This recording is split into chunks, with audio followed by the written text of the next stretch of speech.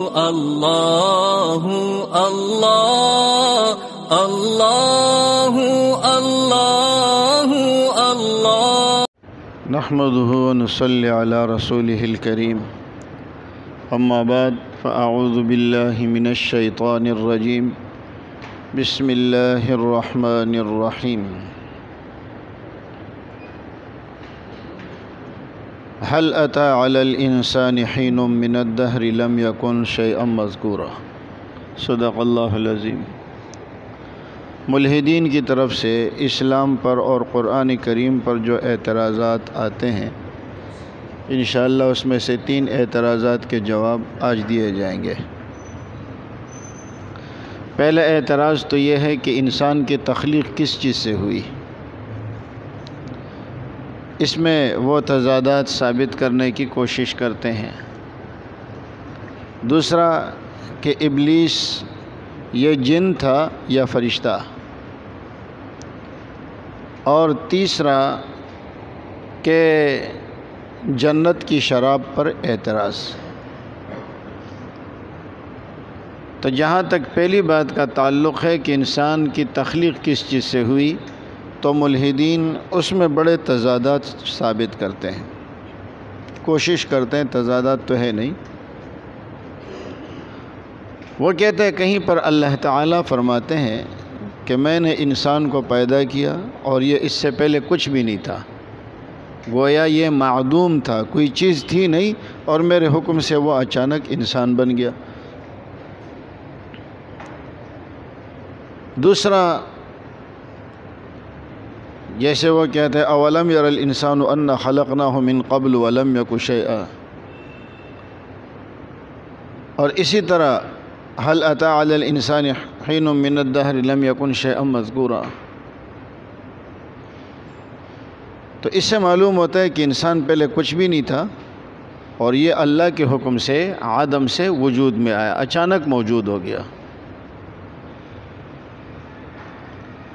دوسرا وہ کہتے ہیں اللہ تعالیٰ فرماتے ہیں میں نے انسان کو پانی سے پیدا کیا، وَجَعَلْنَا مِنَ الْمَاءِ كُلَّ شَيْءٍ حَيٍّ، ہر زندہ چیز کو میں نے پانی سے پیدا کیا۔ تیسرا ہم نے انسان کو نطفے سے پیدا کیا۔ چوتھا ہم نے انسان کو مٹی سے، تراب جو غبار کو، خشک مٹی کو کہا جاتا ہے۔ چوتھا ہم نے انسان کو پیدا کیا من طین، گیلی مٹی سے، من طین اللازب، چپکنے والی گیلی مٹی سے۔ تو یہ کافی سارے اعتراضات وہ کہتے ہیں دیکھو انسان کی تخلیق کے بارے میں ہو رہے ہیں۔ اللہ کہیں پر فرماتے کہ میں نے انسان کو اس چیز سے پیدا کیا، کہیں پر فرماتے میں نے اس چیز سے پیدا کیا۔ یہ اتنے سارے تضادات انسان کی تخلیق میں اللہ رب العزت کر رہے ہیں۔ اور جیسے میں نے عرض کیا تھا کہ بقول ان بدبختوں کے، وہ کہتے ہیں کہ قرآن لکھنے والے کو پتہ ہی نہیں تھا کہ میں نے پہلے کیا کہا ہے اور اب کیا کہہ رہا ہوں۔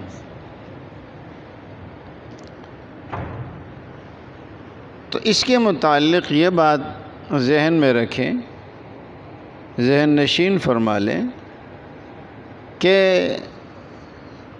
آیات میں تضاد کوئی نہیں ہے، اس لیے کہ انسان کو جس مٹی سے پیدا کیا پہلے وہ غبار کی شکل میں تھا، تو اس لیے فرمایا من تراب۔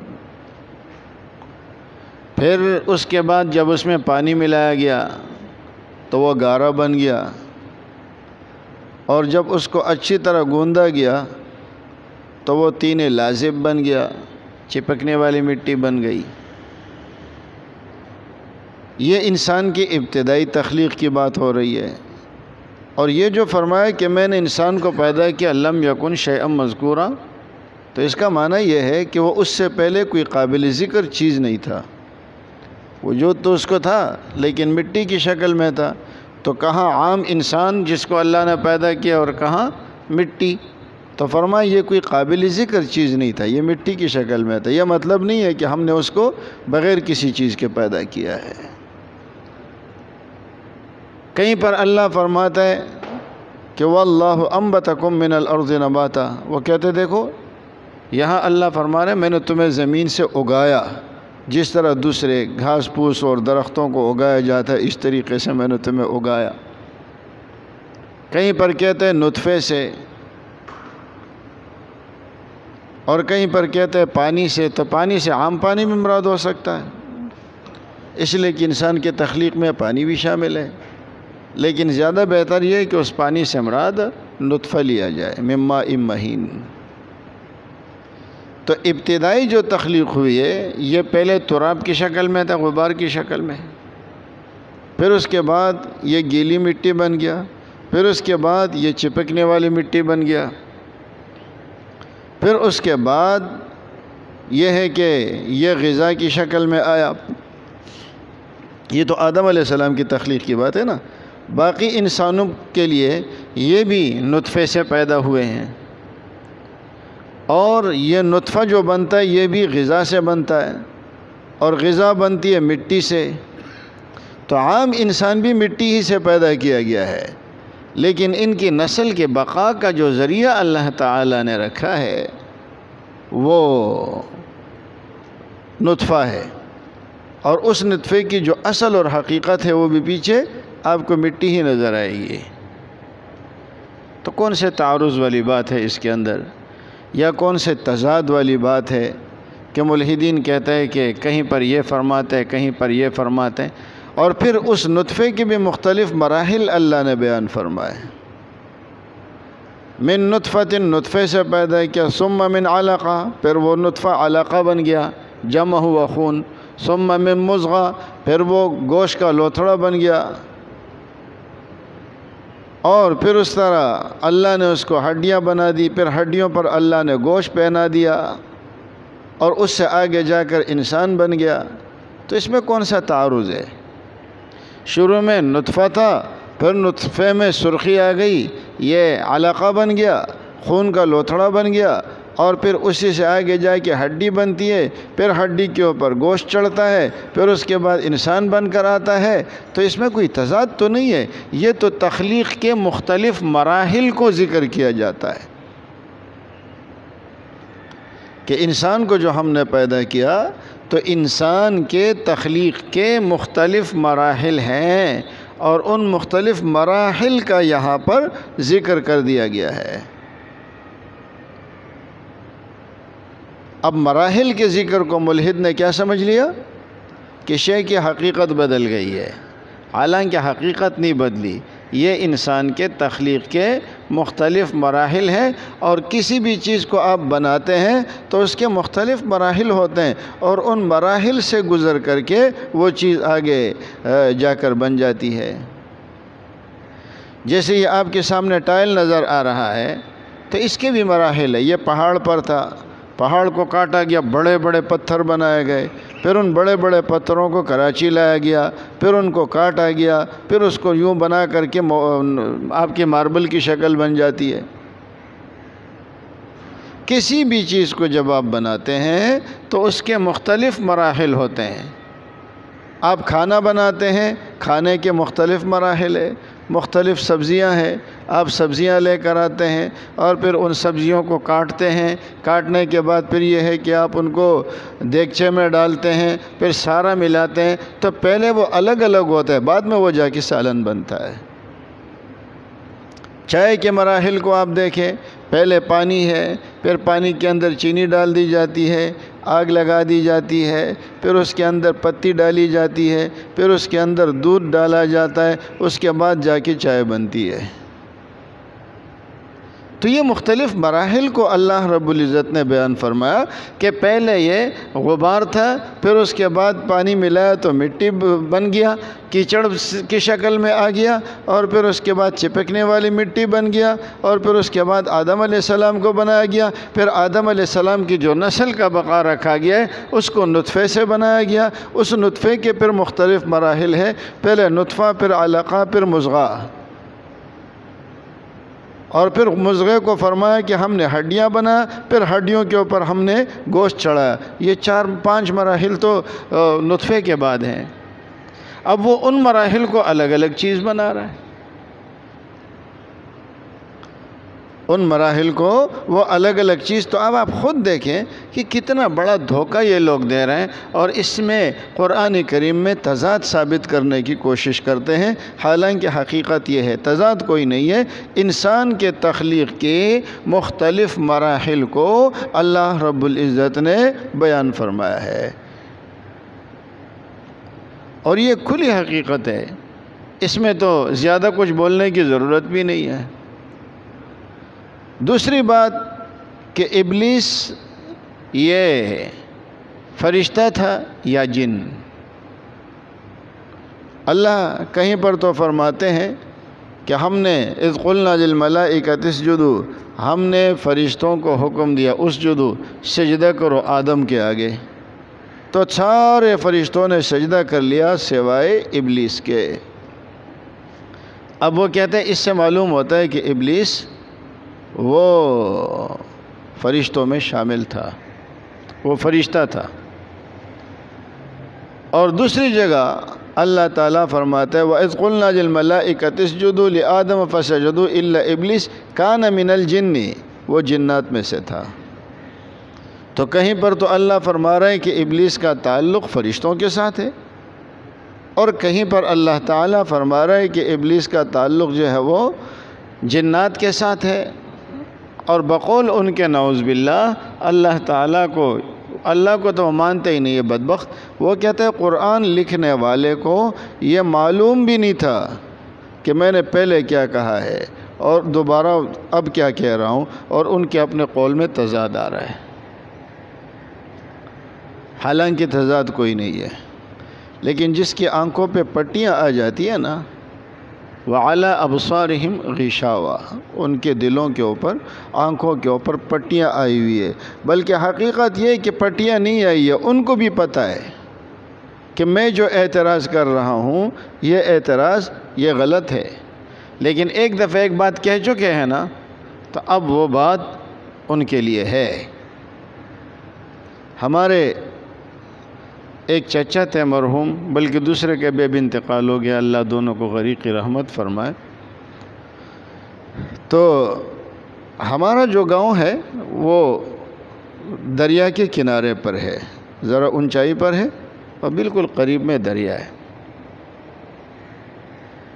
تو چچا جو چھوٹے تھے وہ قصہ سنا رہے تھے کہ میں اور ان کے جو بڑے بھائی ہم دونوں نیچے دریا کی طرف جا رہے تھے.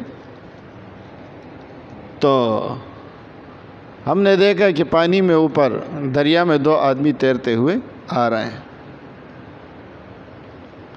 تو اب وہ بندہ ایک آدمی تیرتا ہوا آ رہا ہے، تو وہ بندہ اب دور ہے، ہم پہچان نہیں سکتے. تو میں نے کہا کہ یہ آدمی شاوس ہے، شاوس خان. دوسرے نے کہا نہیں، چچا نے کہا نہیں یہ مجید ہے. اب ہم دونوں لڑ رہے ہیں اس بات پر. وہ کہتے ہیں، میں کہتا ہوں یہ شاوس ہے، وہ کہتے ہیں یہ مجید ہے. اب وہ بھی دریا میں نیچے آ رہا ہے اور ہم بھی نیچے دریا کی طرف جا رہے ہیں. تو جب ہم کنارے پہنچے تو وہ بھی پہنچا، جب ہم نے دیکھا تو وہ مجید تھا، شاوس تھا. تو میں نے کہا شاوس پہ خیر راغلی، اس نے کہا مجید پہ خیر راغلی. میں نے شاوس کو خوش آمدید کہا اور یہ دیکھ رہے کہ یہ شاوس ہے، لیکن پھر بھی کیا کہہ رہے، مجید پہ خیر راغلی.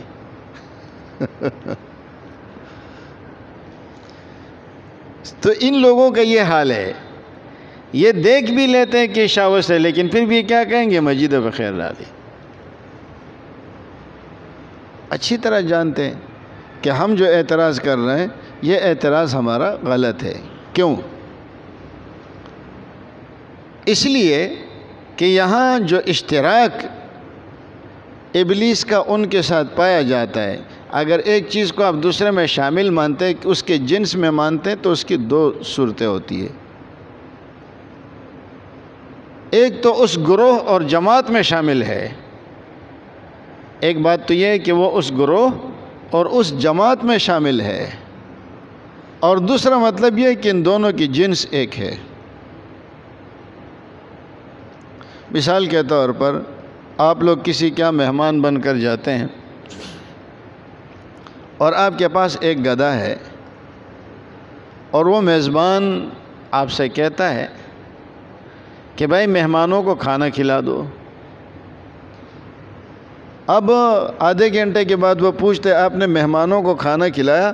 وہ کہتے ہیں ہاں باقی مہمانوں کو تو کھلا دیا لیکن گدھے کو ابھی تک نہیں کھلایا۔ تو کیا گدھا ان مہمانوں کے انسانوں کی جنس میں سے ہو گیا؟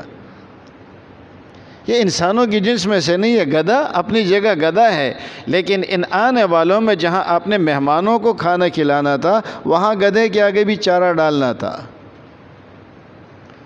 تو گدھا آنے والوں کے ساتھ شامل ہے تو اس لیے اس کو مہمانوں میں شمار کر لیا، ورنہ تو وہ انسان نہیں ہے، گدھا اپنی جگہ گدھا ہی ہے۔ تو اب اس کا یہ مطلب تھوڑی بنتا ہے کہ باقی مہمانوں کو تو کھانا کھلا دیا لیکن گدھے کو ابھی تک نہیں کھلایا، تو کیا مطلب ہے؟ گدھا بھی ان انسانوں میں شامل ہے کیا؟ گدھا انسانوں میں شامل نہیں ہے۔ گدھا اپنی جگہ گدھا ہے اور انسان اپنی جگہ انسان ہے، لیکن جو باہر سے آئے ہیں جن کو کھانا کھلانا تھا تو ان میں گدھے کو بھی چارہ ڈالنا تھا۔ تو آپ کہتے ہیں میں نے باقی مہمانوں کو تو کھانا کھلا دیا لیکن یہ ہے کہ گدھے کو ابھی تک نہیں کھلایا، تو ملحد نے کیا سمجھا کہ گدھا بھی انسانوں میں شامل ہو گیا، حالانکہ گدھا انسانوں کی جنس میں سے نہیں بنا بلکہ یہ آنے والے لوگوں میں شامل تھا۔ اسی طریقے سے اللہ تعالیٰ نے جب حکم دیا فرشتوں کو سجدہ کرنے کا تو اس حکم کا مخاطب شیطان بھی تھا، اگرچہ وہ فرشتوں میں شامل نہیں تھا لیکن ان کے گروہ میں تو شامل تھا نا، ان کے جنس میں سے تو نہیں تھا لیکن گروہ میں شامل تھا۔ تو اس لیے اللہ تعالیٰ نے فرمایا کہ باقی تمام فرشتوں نے سجدہ کر لیا سوائے ابلیس کے۔ کون سے اعتراض والی بات ہے؟ اس نے کیا کیا کہ ابلیس کو فرشتوں کے جنس میں سے سمجھ لیا، حالانکہ وہ جنس میں سے نہیں تھا بلکہ وہ اس سجدہ کرنے والے گروہ میں شامل تھا، اس لیے ان کو وہاں سے پھر الا ابلیس کے ذریعے استثناء کر کے اس کو نکال دیا گیا۔ اور جو آیت وہ پیش کر رہے ہیں اگر وہ اس آیت کو بھی غور سے پڑھ لیں تو اسی آیت کے اندر اس کا جواب موجود ہے،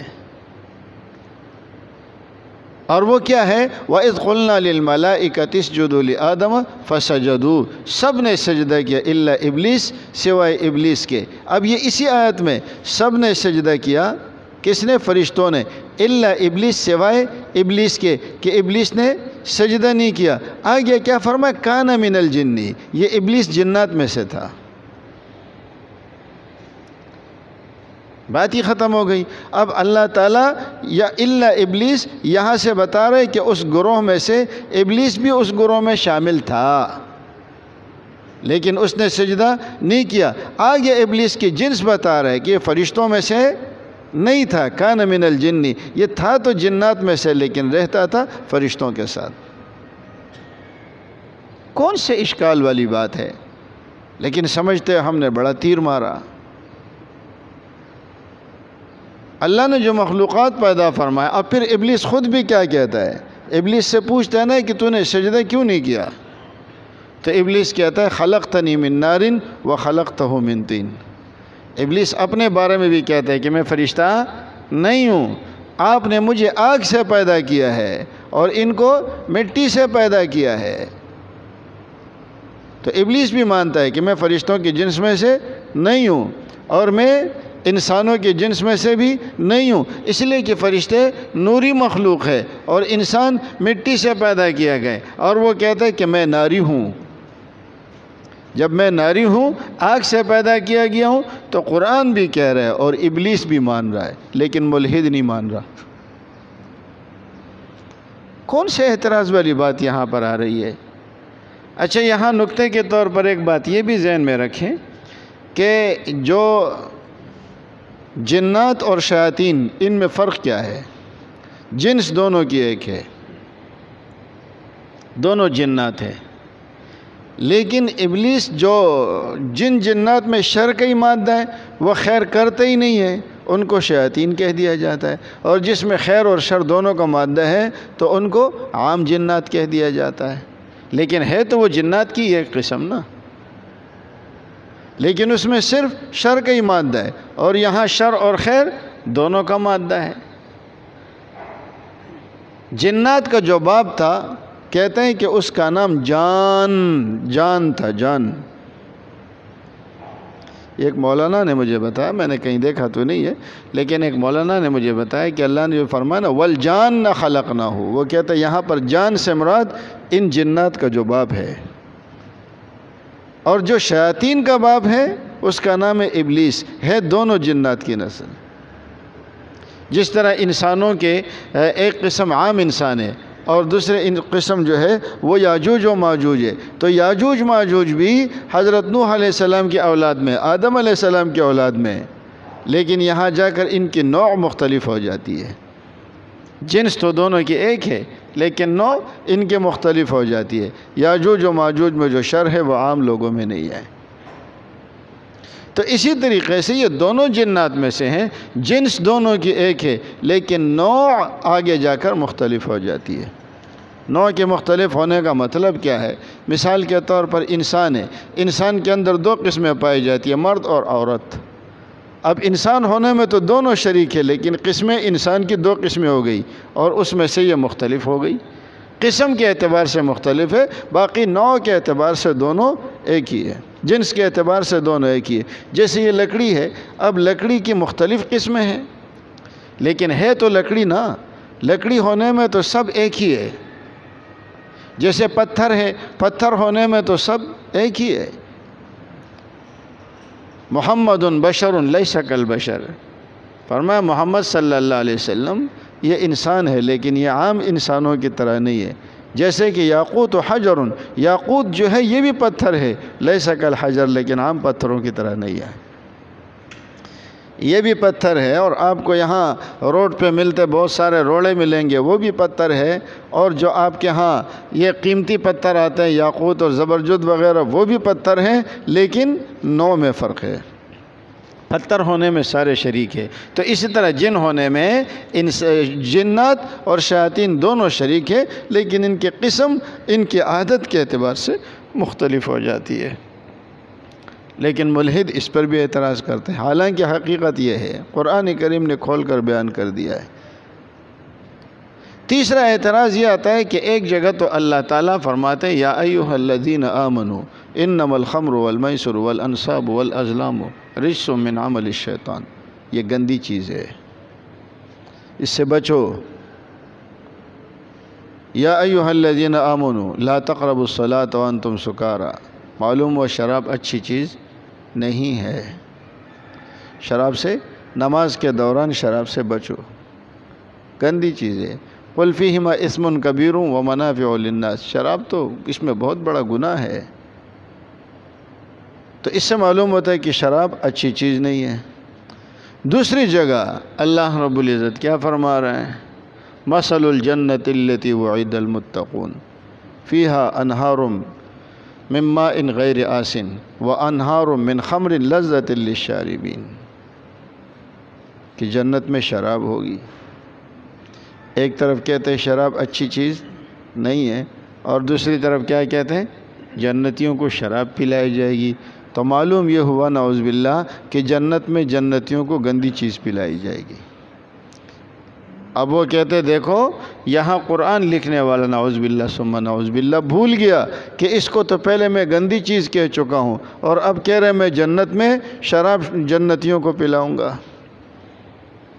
لفظ خمر آیا، اس کے جواب سے پہلے آپ ایک بات ذہن میں رکھیں کہ کبھی یہ ہوتا ہے کہ دو چیزوں کے درمیان اشتراک لفظی ہوتا ہے لیکن ان کی حقیقت الگ الگ ہوتی ہے۔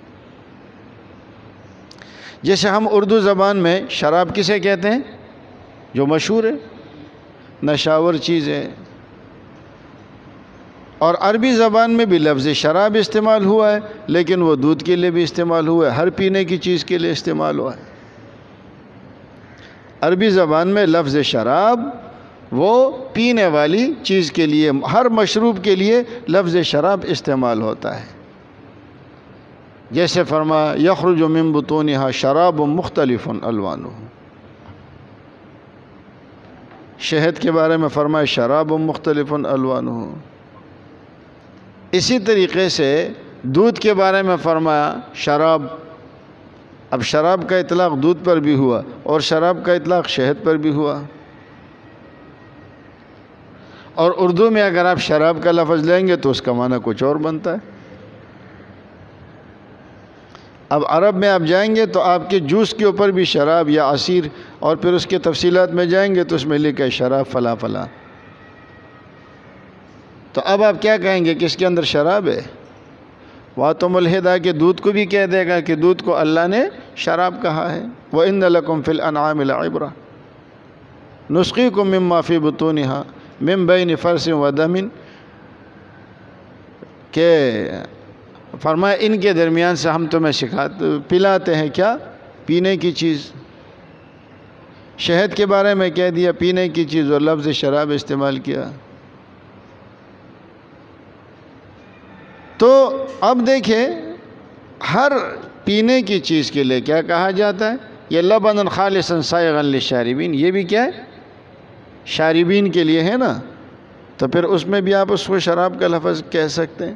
کبھی یہ ہوتا ہے کہ اشتراک لفظی ہوتا ہے، لفظوں کے اعتبار سے دونوں کا معنی، لفظ دونوں کے ایک کے لیے استعمال ہوتا ہے، لیکن یہ ہے کہ معانی ان کے الگ الگ ہوتے ہیں، جس کو مشترک کہا جاتا ہے۔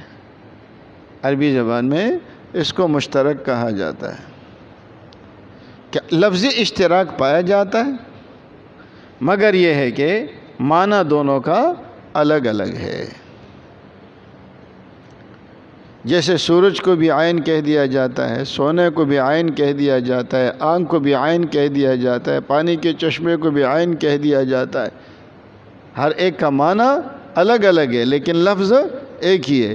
تو اس اشتراک لفظی کی وجہ سے لوگ جو ہے وہ دھوکے میں پڑ جاتے ہیں۔ تو بتانے کا مقصد یہ ہے کہ لفظ خمر دنیا کی شراب کے لیے بھی لفظ خمر استعمال ہوتا ہے، اور جنت کی شراب کے لیے بھی لفظ خمر استعمال ہوتا ہے، لیکن حقیقت یہ ہے کہ ان دونوں میں زمین و آسمان کا فرق ہے۔ خمر کسے کہتے ہیں؟ ما یخامر العقل، جو عقل پر پردہ ڈالے۔ اب دنیا کی شراب کیا ہے کہ دنیا کی شراب کی جو خاصیت قرآن کریم نے بیان فرمائی، انما یرید الشیطان ان یوقع بینکم العداوۃ والبغضاء فی الخمر والمیسر۔ شراب کی حرمت کی وجہ ہے کہ انسان کے پاس جو سب سے قیمتی سرمایہ ہے وہ اس کا عقل ہے، جو اس کو دوسرے جانوروں سے ممتاز کرتا ہے، اور شراب پینے کے بعد انسان کے عقل پر پردہ آ جاتا ہے، اور جب عقل پر پردہ آتا ہے تو پھر وہ ایسے کام کر جاتا ہے جو انسانیت سے ہٹ کر ہوتے ہیں، پھر وہ حیوانیت پہ اتر آتا ہے، وہ اپنے حواس پر قابو نہیں پاتا۔ تو اس لیے اللہ نے شراب کو، دنیاوی شراب کو حرام قرار دے دیا، اور وہاں کی جو شراب ہے فرمایا وہ دودھ سے زیادہ سفید ہوگی۔